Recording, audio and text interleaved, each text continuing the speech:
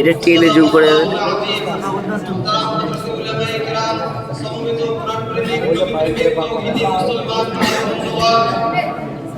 আল্লাহ রাব্বুল আলামিনের দরবারে কালিমাতুল শুকরিয়া হাদিয়া পেশ করি। আলহামদুলিল্লাহ, আল্লাহ রাব্বুল আলামিন আমাদেরকে ইসলামের অনুসারী বানিয়েছেন, মুসলমান বানিয়েছেন।